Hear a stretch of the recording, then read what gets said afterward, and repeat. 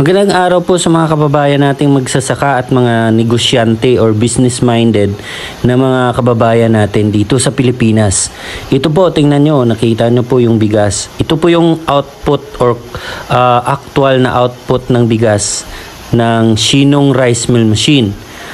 Kung kayo po ay naghahanap ng negosyong kiskisan at affordable, mini kuno or parang ano lang po siya, portable na rice mill machine na gawa mula sa South Korea. Ito yung set B, Shinong Rice Mill Machine. Ang video na ito ay binidyoan po namin during installation po sa Santo Niño, South Cotabato. Doon po kay Sir Roger Iwag. Kaka-install lang po ito.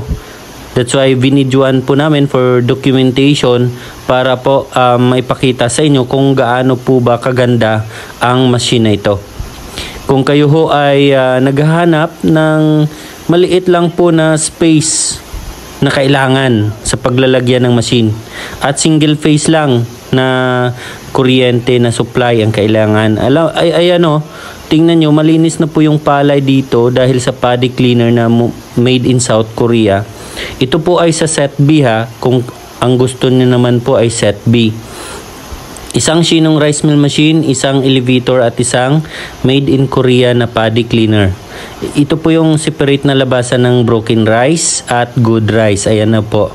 At dito naman po sa gilid meron pong separator ng mga bato. Ayan, broken rice po yan siniseparate natin.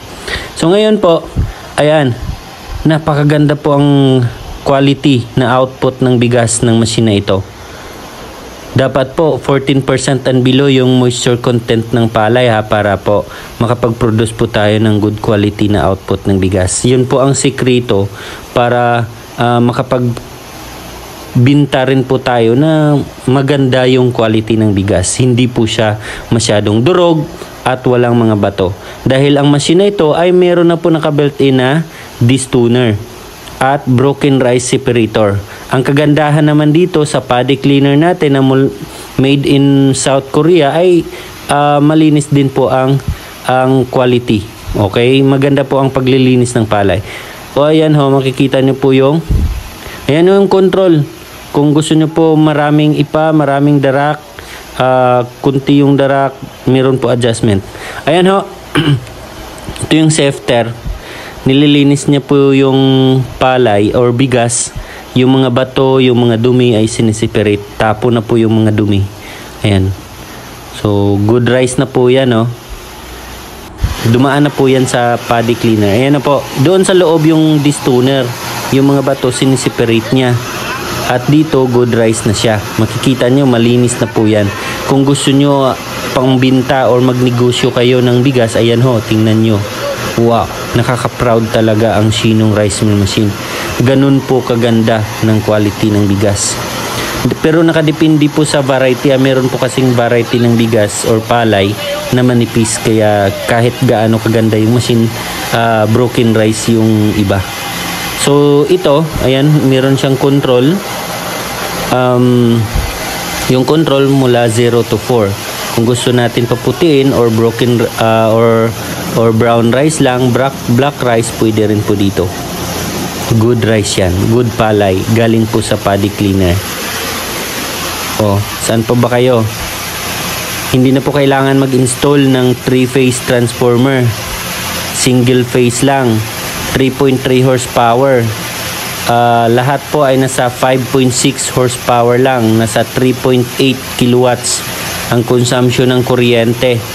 Hindi po siya magastos, hindi tulad ng mga di-crudo na makina. Ito ay di-kuryente lang po, kaya mas mura po ang gagastusin ninyo dito sa kuryente. Parang gumamit lang kayo ng aircon pero kumikita kayo dito. Ayan. Hindi na po kailangan pumunta pa sa kunuhan, malalayong lugar para magpamil ng inyong palay. Sa inyo na mismo. Kaya nanawagan po ako sa mga local farmers natin dito sa Pilipinas. Actually, pwede kayong mag-apply sa DOST para ma-avail nyo po yung promo nila. Yung benepisyo.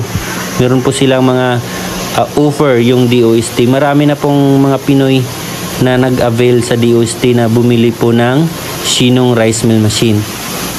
Ayan ho, nagde-deliver nga pala kami mula Luzon, Visayas at Mindanao.